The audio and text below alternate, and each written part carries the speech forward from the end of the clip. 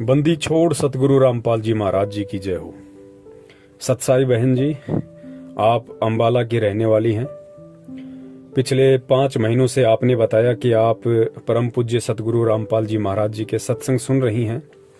सत्संग आपको बहुत अच्छे लगते हैं, लेकिन नाम दीक्षा आप अभी नहीं लेना चाहती हैं क्योंकि आप एक पार्लर चलाती हैं और आपको लगता है कि कहीं ना कहीं मेरा जो पार्लर का काम है वो परमात्मा के इस सत भक्ति मार्ग में बाधा उत्पन्न कर सकता है।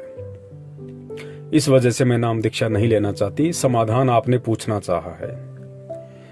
बहन देखिए, 5 महीने से आपने जो सत्संग सुने हैं तो उन सत्संगों में बहुत सी बार परमात्मा ने आज वर्तमान के समाज में जो फालतू की परंपराएं हैं, कुरीतियां हैं, रीति रिवाज हैं, त्योहार है, इन सब में परमात्मा ने हमें शामिल होने से दूर किया है।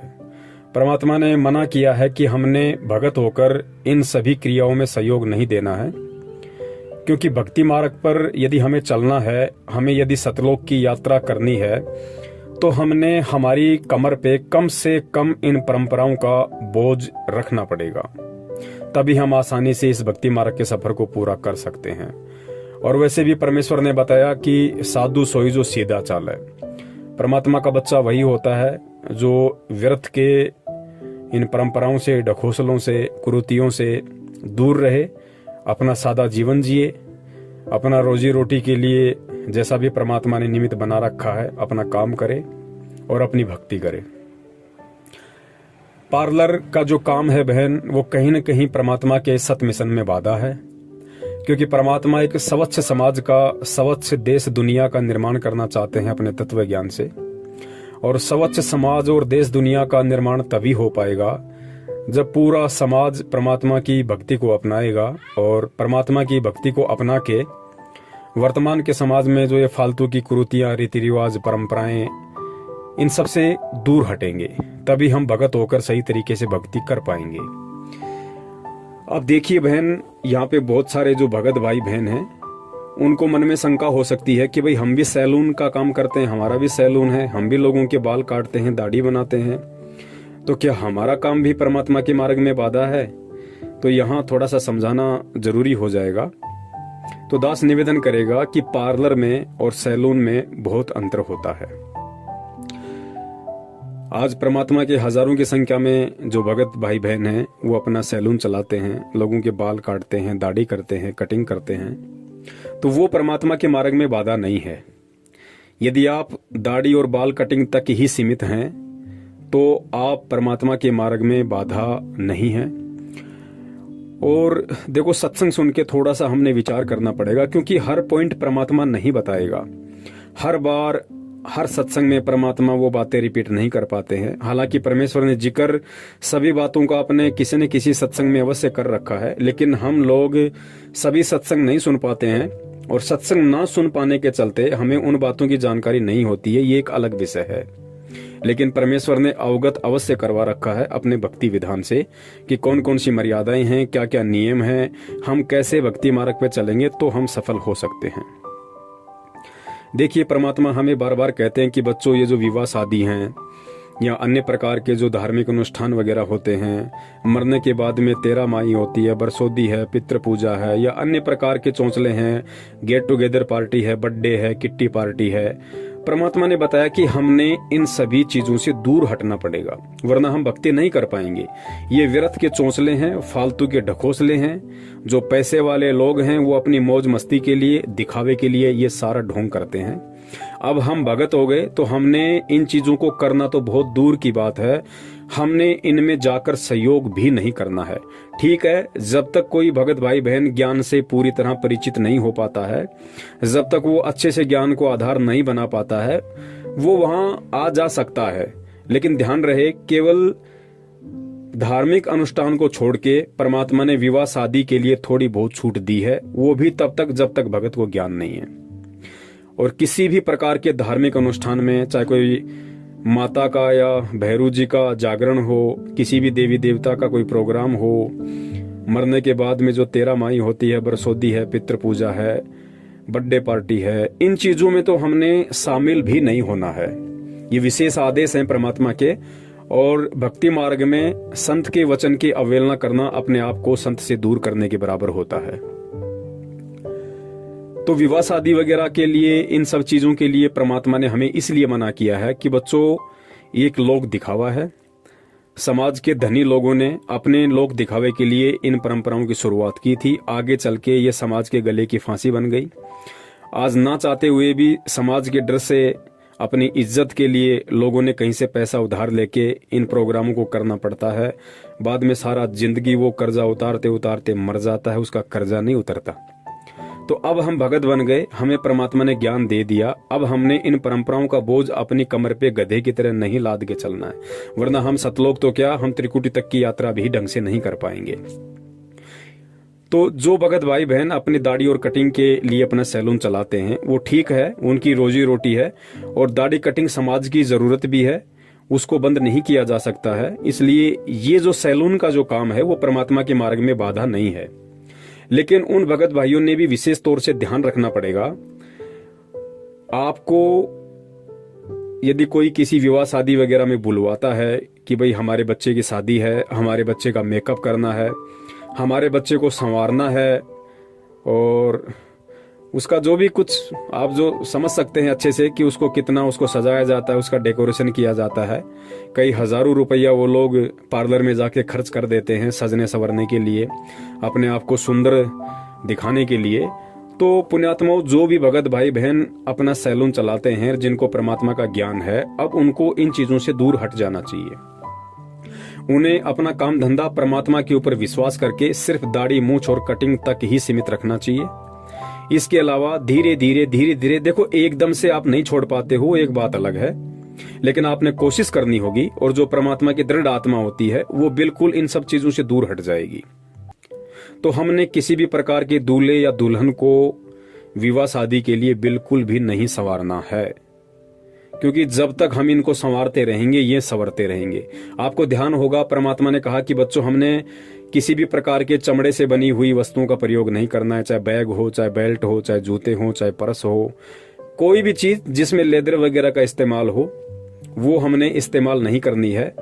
बनाने वाली दुनिया बहुत है। अगर हम 5-10 लाख व्यक्तियों में से यदि 1000-1500 व्यक्ति या भगत भाई बहन वो काम भी करते होंगे और वो छोड़ भी देंगे तो भी समाज पे कोई विशेष प्रभाव नहीं पड़ने वाला है, क्योंकि लोगों ने अपनी फैक्ट्रियां कंपनियां लगा रखी हैं, समाज में सप्लाई होती रहेंगी। लेकिन परमात्मा ने बताया कि समाज में चाहे सप्लाई हो चाहे ना हो, चाहे वो काम बिगड़े चाहे संवरे, लेकिन हम संत शरण में आ गए तो ये संत का वचन है, संत का आदेश है, और ज्ञान आधार ये कहता है कि हमने उन चीजों में सहयोग नहीं करना है, क्योंकि जब तक हम उन चीजों में सहयोग करते रहेंगे वो लोग पशुओं को मारते रहेंगे, जीव हत्या करते रहेंगे, और ये चमड़े का व्यापार धंधा चलता रहेगा। तो कैसे ये कुरीतियां, ये व्यर्थ की परंपराएं, ये लोक दिखावा, ये कैसे छूटेगा? ठीक इसी प्रकार पुण्यात्माओं, हम भगत होकर जब तक हम इस तरह से किसी दुल्हन का मेकअप करना, किसी दूल्हे का मेकअप करना, जब तक हम ये सब करना नहीं छोड़ेंगे तो वो कभी भी अपना मेकअप करवाना नहीं छोड़ेंगे, और समाज में ये परंपराएं चलती रहेंगी। तो हम भगत हैं, हमने बिल्कुल भी इस तरह के मेकअप वगैरह उनके नहीं करने हैं। भले मेकअप करवाने के लिए यदि वो अपनी दुकान पे आता है, देखिए मेकअप भी 2 प्रकार से है। यदि वो नॉर्मली यदि अपना कोई मेकअप करवाना चाहता है, कोई मसाज वगैरह करवाना चाहता है, कोई फेशियल वगैरह करवाना चाहता है, तो आप उसका वो कर सकते हैं। लेकिन स्पेशली यदि वो किसी शादी विवाह के लिए करवाना चाहता है, उसकी खुद की शादी है, और यदि उसके लिए वो मेकअप वगैरह करवाना चाहता है, तो कहीं न कहीं हमारे को इन चीजों से दूर हटना पड़ेगा। हमने उनको मना करना पड़ेगा कि भाई विवाह शादी के लिए मैं मेकअप नहीं करता। ठीक इसी प्रकार जब किसी की मृत्यु हो जाती है तो समाज में एक परंपरा है कि सारे परिवार वाले जो उसके ब्लड रिलेशन में होते हैं वो अपने बाल कटवाते हैं सर के। तो पुण्यात्माओं, बहुत सारी बार क्या होता है, जब किसी के घर में मृत्यु हो जाती है तो वो लोग नाई को बुलवाने के लिए आते हैं कि भाई चलो हमारे घर में मृत्यु हो गई है किसी सदस्य की और आपने सभी का मुंडन करना है। तो यदि किसी भगत की दुकान है, यदि समाज का ऐसा कोई व्यक्ति भगत के पास आकर ये बात बोलता है, तो भगत ने बिल्कुल भी उसमें जाके सहयोग नहीं करना है। भगत ने बिल्कुल भी वहां जाके मुंडन नहीं करना है, वरना वो आपका सहयोग माना जाएगा। और यदि आपकी दुकान पे कोई व्यक्ति आता है और यदि वो मुंडन करवाता है और यदि ये बोल के करवाता है कि भाई हमारे परिवार में मृत्यु हो गई है और हमारा आप लोग मुंडन कर दो, तो भी हमने उनका मुंडन नहीं करना है। हमने हाथ जोड़ के उनसे प्रार्थना करनी है कि देखिए मेरे गुरुदेव के सख्त आदेश हैं, इन परंपराओं के अंदर आप जो मुंडन करवा रहे हैं ये मुंडन मैं नहीं कर सकता। हाँ, यदि सामान्य तरीके से यदि आप अपने सर के बाल उतरवाना चाहो तो मैं उतार सकता हूँ, लेकिन इन परंपराओं के नाम पे मैं आपका मुंडन नहीं कर सकता। क्योंकि पुण्यात्माओं, जब हम थोड़ा सा संघर्ष करेंगे, हम थोड़ा सा इन चीजों में आगे बढ़ेंगे, तो समाज इन चीजों पे सोचने पे मजबूर होगा कि भाई ऐसी क्या बात है, ऐसा क्या ज्ञान है इनके गुरु के पास में, ऐसा क्यों कहता है इनका गुरु इनको। दुनिया में तो कोई मना नहीं करता, लोग तो जा जाके मुंडन करते हैं, दूल्हा दुल्हन का घर पे जाके मेकअप करते हैं ताकि उनको ज्यादा पैसा मिले। लेकिन ये लोग मना कर रहे हैं, तो इसका रीजन क्या है? तो समाज सोचने पे मजबूर होगा। और पुण्यात्माओं, जब तक हम इन क्रियाओं में शामिल होते रहेंगे, हम उन लोगों का सहयोग करते रहेंगे, तो फिर कैसे बात बनेगी? तो धीरे धीरे क्योंकि आगे चल के तो पूरा भगत समाज ही परमात्मा का होगा। हर जगह परमात्मा के बच्चे होंगे, हर 100 में से 90 दुकान जो भी होंगी सैलून की परमात्मा के बच्चों की होंगी। और जब दुनिया मरने लगेगी और जब जो लोग परमात्मा के ज्ञान को नहीं समझ पाए, उनके शरण में नहीं आ पाए, और वो फिर भी उन व्यर्थ की परंपराओं में फंसे रहेंगे, और जब वो जाएंगे सैलून पे और जहां जाएंगे वहां उनको परमात्मा के बच्चे मिलेंगे और बोलेंगे नहीं भैया हम नहीं करते मुंडन वगैरह, तो अंत में उनको भी उन क्रियाओं से धीरे धीरे दूर हटना पड़ेगा।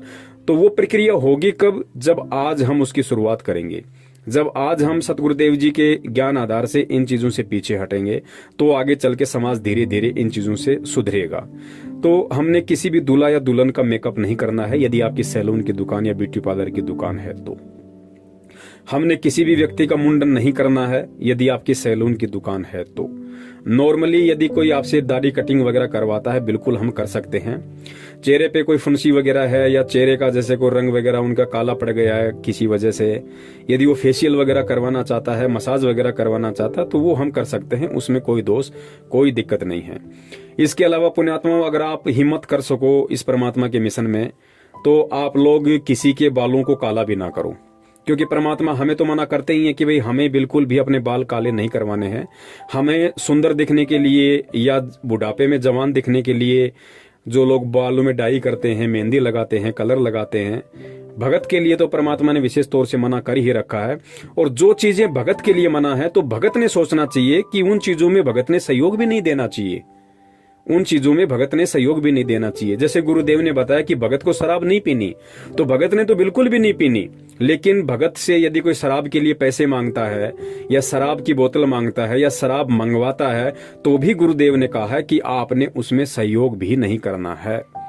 तो इसी प्रकार पुण्यात्माओं, जब परमेश्वर ने हमें बालों में कलर लगाने के लिए मना किया है, हमें बालों को रंगने के लिए मना किया है, तो पुण्यात्माओं ये ज्ञान आधार की बात है। हर चीज को परमात्मा दबाव दे के नहीं बताएगा, क्योंकि परमेश्वर को पता है कि जब धीरे धीरे सत्संग सुनता रहेगा तो आगे चल के इसको भी इन चीजों का आभास हो जाएगा, और एक न एक दिन ऐसा आएगा इसकी आत्मा स्वयं इसको कोसने लग जाएगी कि भाई तू जो कर रहा है वो गलत है। जब गुरुदेव ने तुझे जहर खाने के लिए मना किया है, तो तू दूसरों को जहर कैसे खिला सकता है? तो पुण्यात्माओं, हमने धीरे धीरे, यदि आपकी आत्मा गवा दे, देखो दास कोई जबरदस्ती नहीं कर रहा है, और दास केवल परमात्मा के ज्ञान आधार से ही आप जियों को ये सलाह दे रहा है, ये बता रहा है। परमात्मा ने भी एकदम से दूसरों के लिए नहीं बताया है, क्योंकि परमात्मा को पता है कि यदि एकदम से इन पुण्यात्माओं पर दबाव दे दिया जाएगा तो ये भक्ति नहीं कर पाएंगी। लेकिन जब इनको ज्ञान होगा, धीरे धीरे परमात्मा की शरण ये ग्रहण करेंगे, और जब भक्ति मार्ग में आगे बढ़ेंगे, इनका ज्ञान योग खुलेगा, तो धीरे धीरे इनकी आत्मा इनको कसोटने लग जाएगी कि यार जब गुरुदेव ने मुझे शराब पीने के लिए मना किया तो मैं दूसरों का सहयोग कैसे कर सकता हूँ? जब परमात्मा ने मुझे मेरे बाल डाई करने के लिए मना किया तो मैं दूसरों के बाल डाई कैसे कर सकता हूँ? तो पुण्यात्माओं, ये ज्ञान आधार की बात है। और जिस भी भगत भाई को यदि ये बात उचित लगे, जिसका सैलून का काम है, पार्लर का काम है, और यदि वो चाहे तो परमात्मा के प्रति अपने भाव व्यक्त कर सकता है, परमात्मा के प्रति एक ज्ञानी भगत होने का परिचय वो दे सकता है, धीरे धीरे वो भगत इन परंपराओं से दूर हो सकता है, इन चीजों से वो दूर हो सकता है। क्योंकि जब कोई करेगा नहीं तो फिर करवाएगा कौन? तो इस प्रकार से पुण्यात्माओं, हमने अब इन चीजों से धीरे धीरे हटना पड़ेगा। ये ज्ञान आधार के ऊपर है, ये मेरे कहने से या किसी के दबाव देने से नहीं होगा। ये जब तक आप अपने अंतरात्मा से इस बात को गहराई से नहीं सोचेंगे कि वास्तव में बात तो सही है। यदि हम लोगों को रंगना नहीं छोड़ेंगे तो लोग अपने आप को रंगवाना कैसे छोड़ेंगे? तो पुण्यात्माओं, आपने विचार करना पड़ेगा इस बात पे। और बहन जी, आपका जो पार्लर का काम है, देखिए अभी आपने नाम दीक्षा नहीं ली है, और नाम दीक्षा लेने से पहले ही परमात्मा ने आपके ऊपर इतनी दया कर दी कि आपकी आत्मा ये स्वीकार नहीं कर रही थी कि भाई पार्लर का काम कहीं ना कहीं परमात्मा के मिशन में बाधा है। तो बहन, ये आपकी बहुत अच्छी सोच है। अगर परमेश्वर दया करें तो बहन आप जी इस धंधे से थोड़ा थोड़ा करके आप जी दूर होइए और परमात्मा से आप प्रार्थना करते रहिए। देखिए, आपने अगर परमात्मा के लिए इतना सोचा है, परमात्मा के सत्संग सुन के आपके मन में इतने विचार आए हैं, तो जाहिर सी बात है यदि आपकी इच्छा इस काम को छोड़ने की होगी तो परमात्मा आपके लिए 10 रास्ते भी खोल देंगे। वो समर्थ है, वो शक्तिशाली है, वो सर्वशक्तिमान है, वो अंतर्यामी है। वो केवल अपने बच्चों के भाव देखता है कि मेरे बच्चों की इच्छा क्या है। यदि उनकी इच्छा भक्ति के अकॉर्डिंग होगी तो परमात्मा 100% उस इच्छा को पूरा करने में भगत का सहयोग देता है।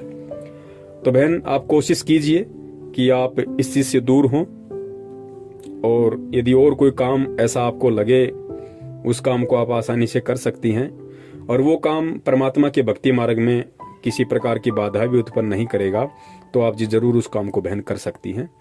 और जब आपको लगे कि अब मैं बिल्कुल तैयार हूं परमात्मा से नाम दीक्षा के लिए, तो आप दास को फोन कर सकती हैं। दास आपको संकल्प नाम दीक्षा का वीडियो भेज देगा। वीडियो देख के, और यदि आपकी अंतरात्मा आपको गवाही दे तो आप उसी विधि से अपने घर में परमेश्वर का दरबार लगा के, और जो विधि परमेश्वर ने बताई है संकल्प नाम दीक्षा के माध्यम से, उस आधार से आप जी परमात्मा की भक्ति शुरू कर सकते हैं। यदि आपको विश्वास होगा तो समान रूप से लाभ परमात्मा ने उनका बताया है। और जैसे गुरुदेव आश्रम में आ जाएंगे उसके बाद में आप परमात्मा से प्रार्थना कीजिए, परमात्मा जैसे भी आपको स्वयं नाम दीक्षा दें या किसी और के माध्यम से आपको नाम दीक्षा दिलवाएं, वो फिर मालिक का काम है। बहन सत साहिब, जय हो बंदी छोड़ के।